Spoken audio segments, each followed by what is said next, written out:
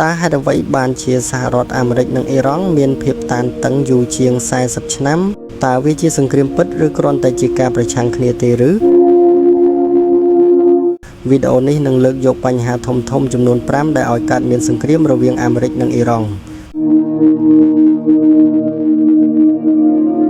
ទី1ចំណុចចាប់ផ្ដើមឆ្នាំ1953សហរដ្ឋអាមេរិកគាំទ្រការធ្វើបដិវត្តផ្លាស់ប្ដូរអំណាចដើម្បីផ្ដួលរំលំរដ្ឋាភិបាលអ៊ីរ៉ង់នៅពេលនោះដែលជាហេតុធ្វើឲ្យប្រជាជនអ៊ីរ៉ង់មិនពេញចិត្តទី2បដិវត្តអ៊ីស្លាមឆ្នាំ1979អ៊ីរ៉ង់បង្កើតរដ្ឋាភិបាលអ៊ីស្លាមថ្មីនិងបដិសេធឥទ្ធិពលអាមេរិកដែលកើតមានវិបត្តិនិងនាំឲ្យមានការចាប់ខ្លួនអ្នកការទូតអាមេរិកដែលធ្វើឲ្យទំនាក់ទំនងប្រទេសទាំងពីរត្រូវបាក់បែក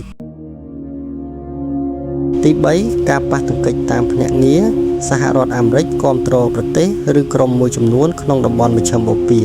ចំណែកឯអ៊ីរ៉ង់គាំទ្រក្រុមប្រយុទ្ធផ្សេងៗដូចជាអ៊ីរ៉ាក់ស៊ីរីនិងលីបង់ដូច្នេះវាមិនមែនជាសង្គ្រាមដោយផ្ទាល់ទេប៉ុន្តែជាការប្រយុទ្ធតាមភ្នាក់ងារទៅវិញ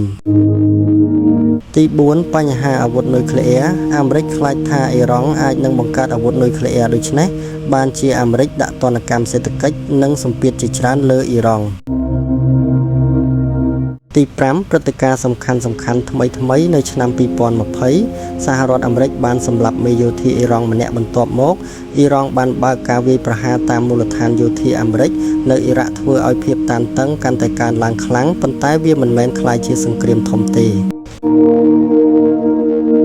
សរុបមកមូលហេតុចម្បងគឺបញ្ហានយោបាយអំណាចក្នុងតំបន់និងបញ្ហានុយក្លេអ៊ែរតើអ្នកគិតថាភាពតានតឹងនេះនឹងនាំទៅរកសង្គ្រាមធំដែរឬទេសូមចែករំលែកមតិយោបល់របស់អ្នក